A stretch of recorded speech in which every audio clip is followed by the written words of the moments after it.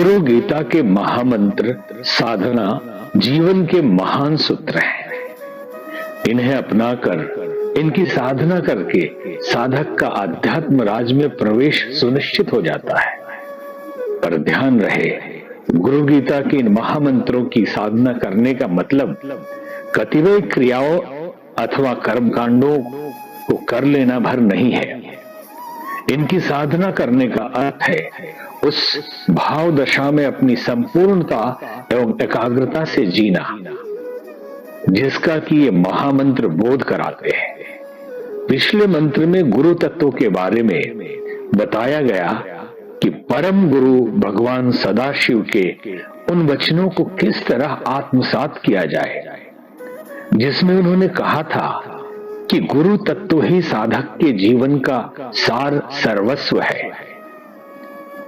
इसके अभाव में यज्ञ, व्रत, तप, दान, जप और तीर्थ अपना अर्थ खो देते हैं।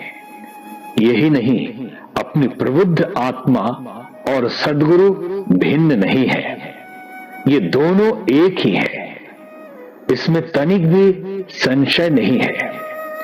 इस तत्व के सत्य को जानने से ही साधक के जीवन में सत्य ज्ञान का उदय होता है।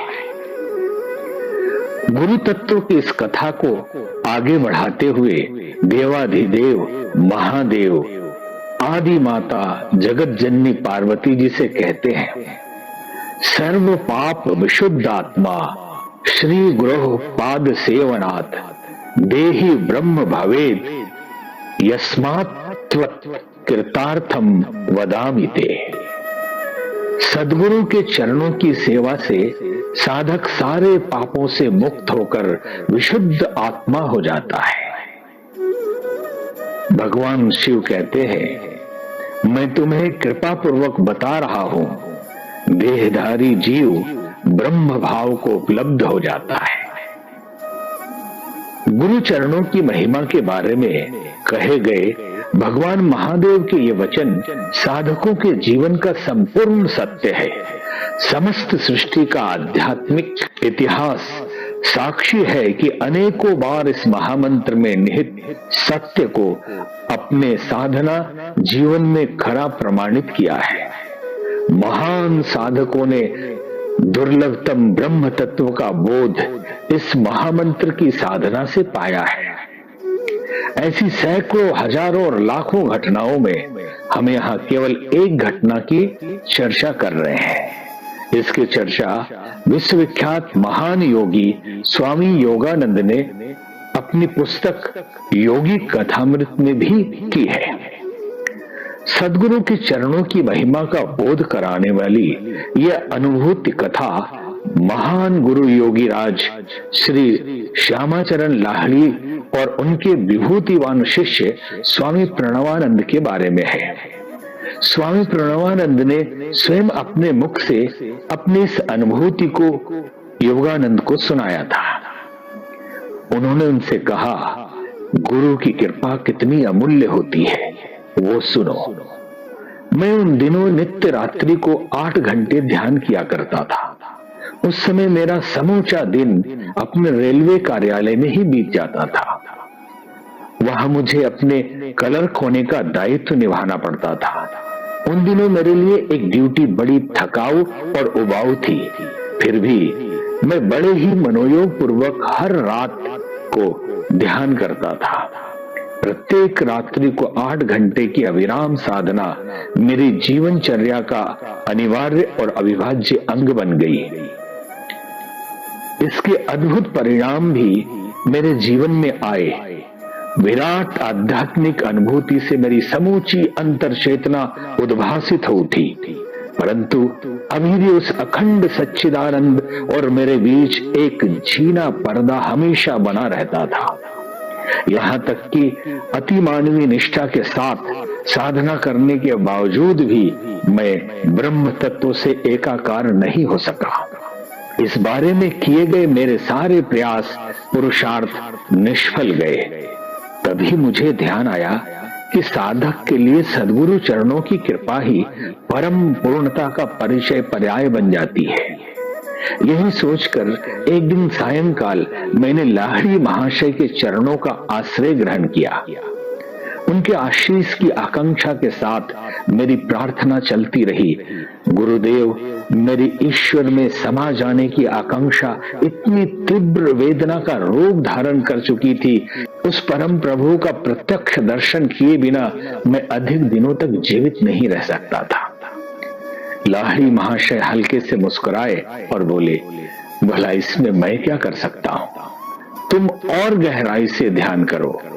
मैंने उनके चरण पकड़कर बड़े ही करुणा भाव से पुकार की, हे मेरे प्रभु, मेरे स्वामी, मैं आपसे प्रार्थना करता हूँ, आप इस भौतिक कलेवर में मेरे सम्मुख विद्यमान है।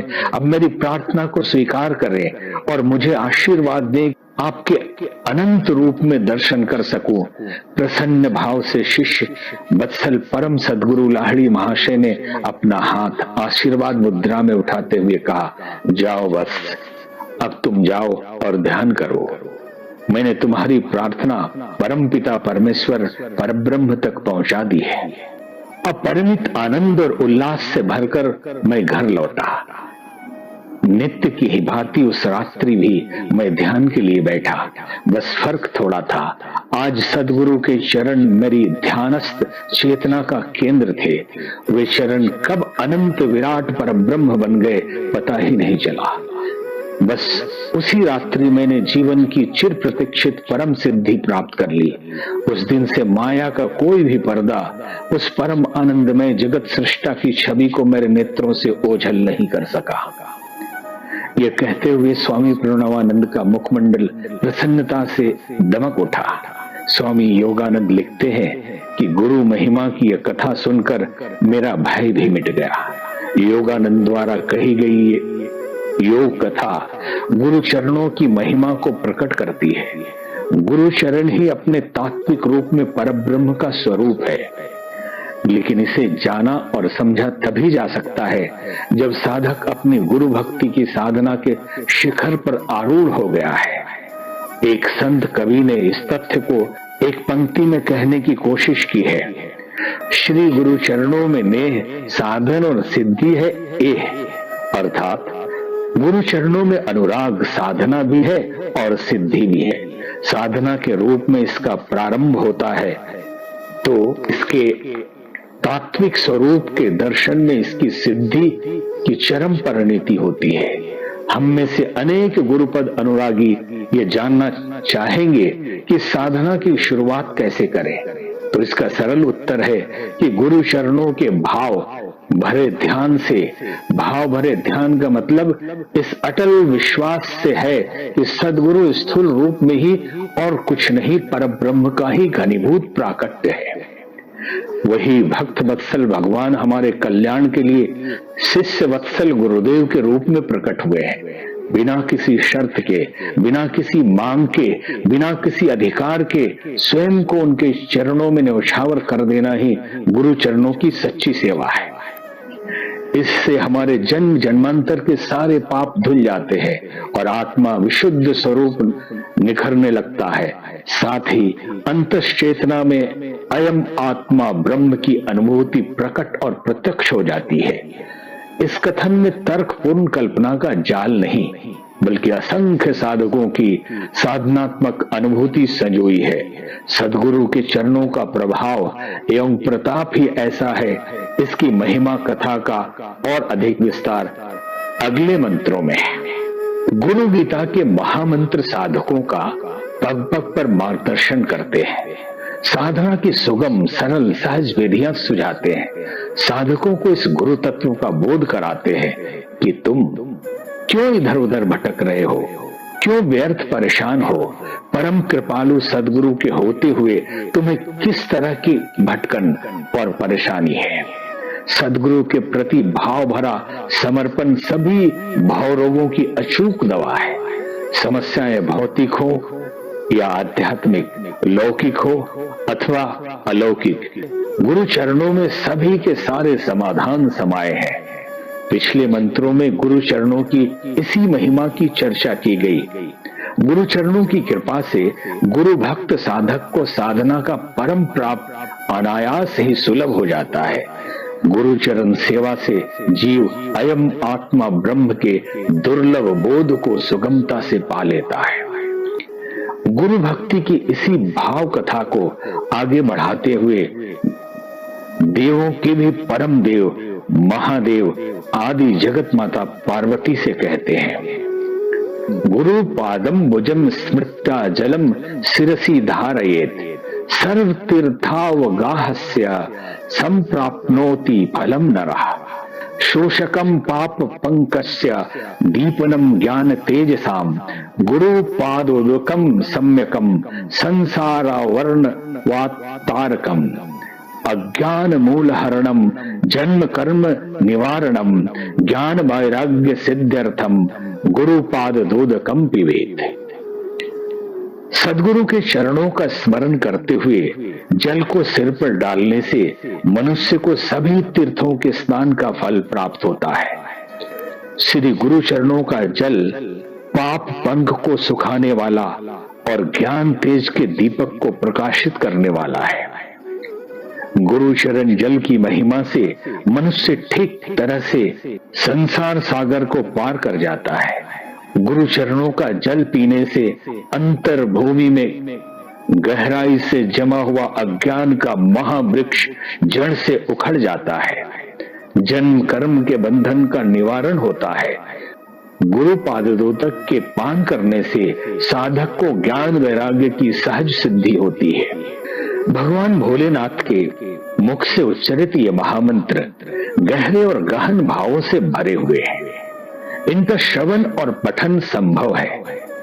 सामान्य जनों को कुछ अतिशयोक्ति जैसा लगे, किंतु जो साधक इस पर मनन और निधिध्यासन करेंगे उन्हें इन महामंत्रों से सत्य और नित्य की प्रकाश करने फूटती हुई अनुभव होंगी। इस अनुभूति के क्षणों में उन्हें ऐसा लगेगा कि जो कुछ इन मंत्रों में है वो तो मात्र संकेत है, यथार्थ तो कहीं और भी अधिक विस्तृत और विराट है। इसे सुस्पष्ट रीति से समझाने के लिए इन पंक्तियों में एक गुरु भक्त साधक की अनुभूति की कथा प्रस्तुत की जा रही है। यह अनुभूति कथा संपूर्णतया सत्य है। ये सत्य घटना श्री अरविंद आश्रम पांडिचेरी के श्रेष्ठ साधक गंगाधरन के बारे में है।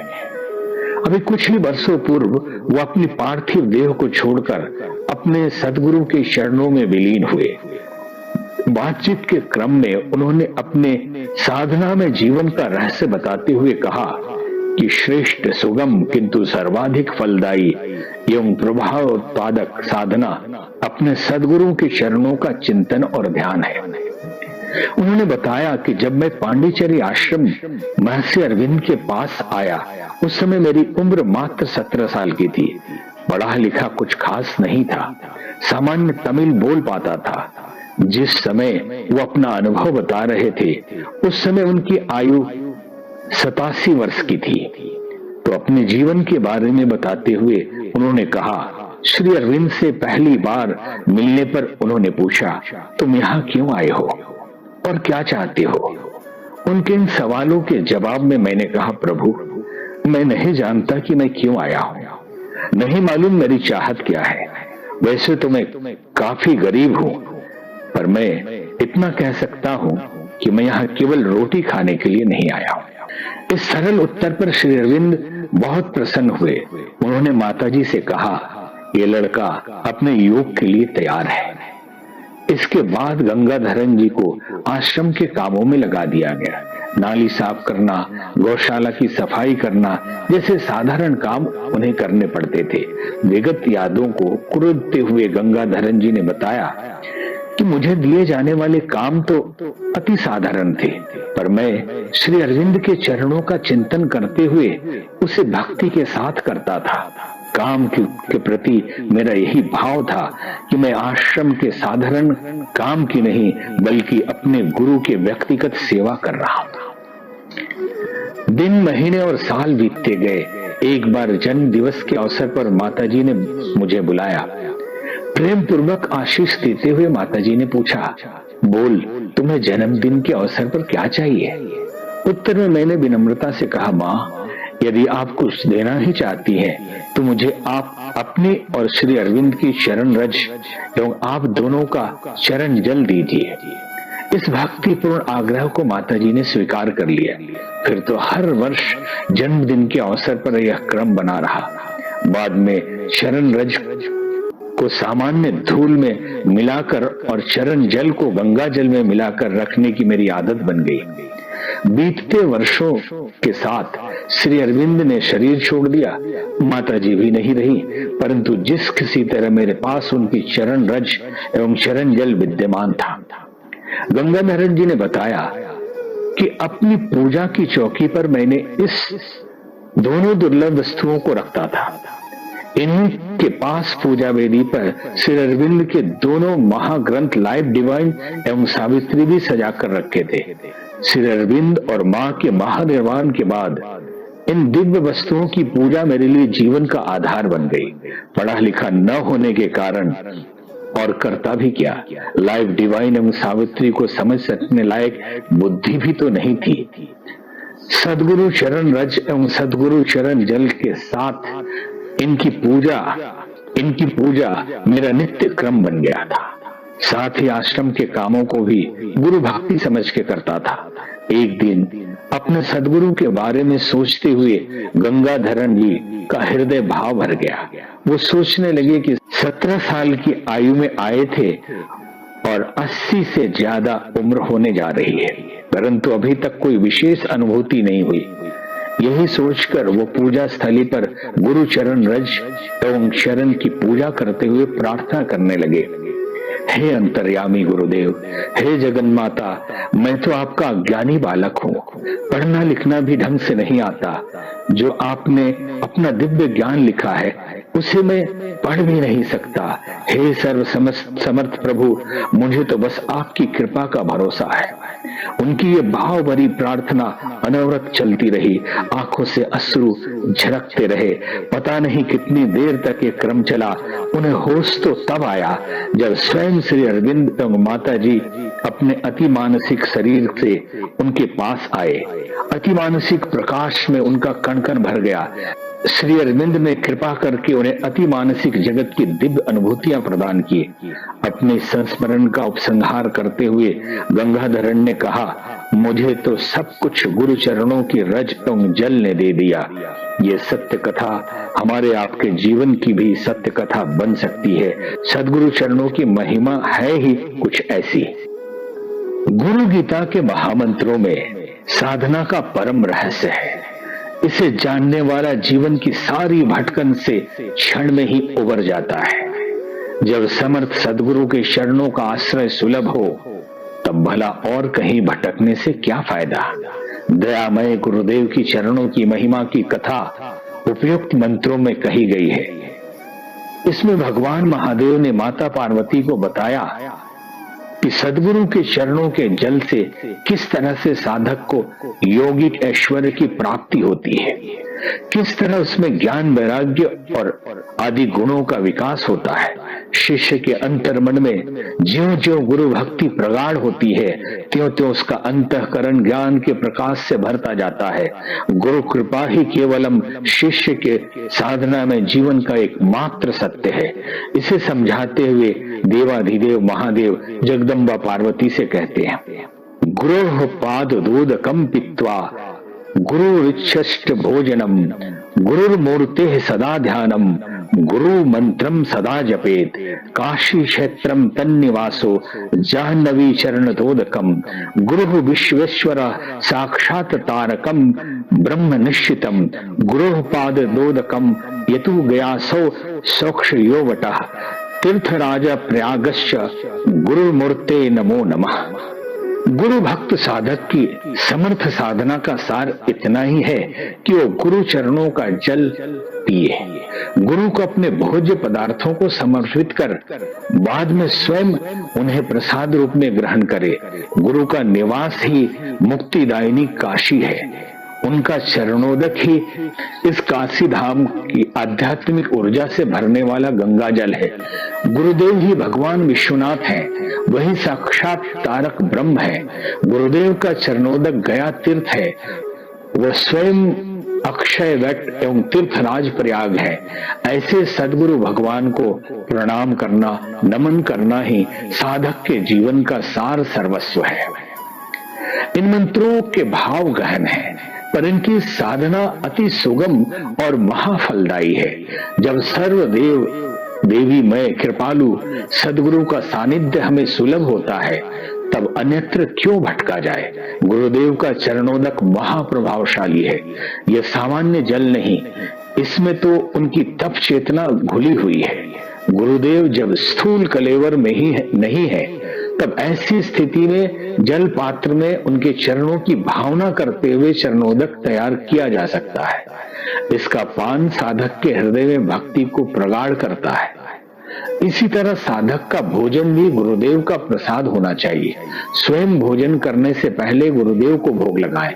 मन ही मन सभी भोज्य पदार्थों को उन्हें अर्पित करें। प्रगाढ़ता से भावना करें कि कृपालु गुरुदेव हमारे द्वारा अर्पित पदार्थों को ग्रहण कर रहे हैं। बाद में उस भोजन को उनका प्रसाद समझकर ग्रहण करें। मनुष्य शरीर होने पर भी सद्गुरु कभी भी सामान्य मनुष्य नहीं होते।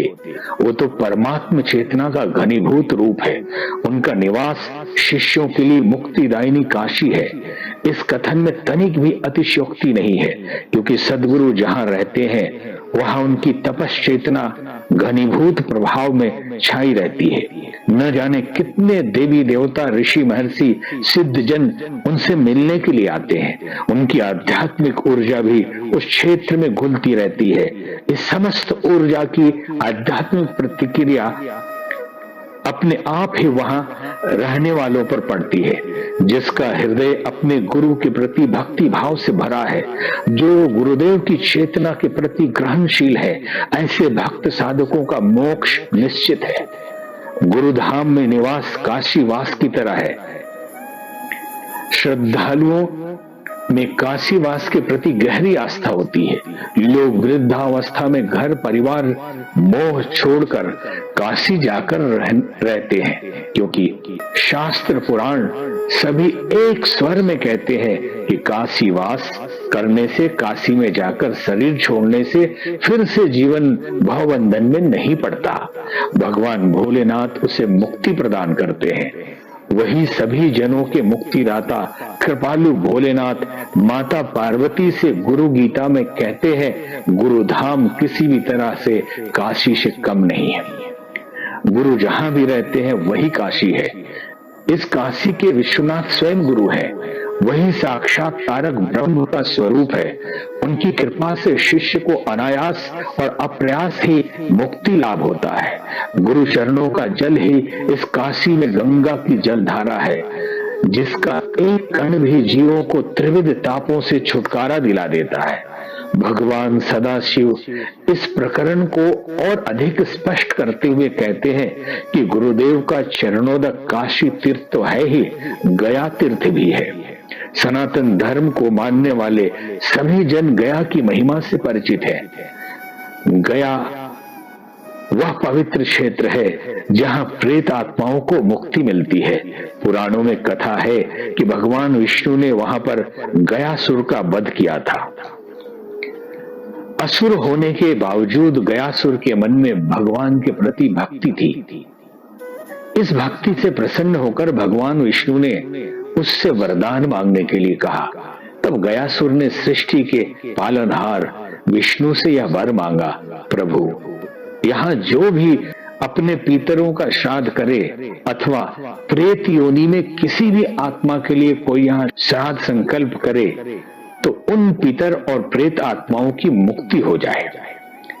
गुरु चरणों और शरण जल का प्रभाव भी कुछ ऐसा ही है। गुरु चरण केवल गुरु भक्त शिष्य के लिए ही कल्याणकारी नहीं, बल्कि उनके लिए भी कल्याणकारी है जिनके कल्याण की कामना उस शिष्य के मन में उठती है। अपने गुरु का सच्चा शिष्य जिस किसी के लिए भी कल्याण की प्रार्थना करेगा, उसका कल्याण हुए बिना नहीं रहेगा। गुरुदेव के चरणों का सानिध्य अक्षय वट वृक्ष एवं तीर्थराज प्रयाग की भांति है, जहां की गई थोड़ी सी भी साधना अनंत गुना फलवती होती है। यहाँ थोड़े से में शुभ कर्म अपरिमित एवं असीम फलदायी होते हैं। ऐसे कृपालु गुरुदेव के चरणों में साधक शिष्यों का बार बार नमन कल्याणकारी है। कृपालु गुरुदेव की महिमा का इति से रहित अनंत स्वरूप भगवान भोलेनाथ के सिवा और कौन जान सकता है। सद्गुरु का स्मरण चिंतन ही शिष्य के लिए महासाधना है, जिससे जीवन में सभी सुफल अनायास ही मिल जाते हैं।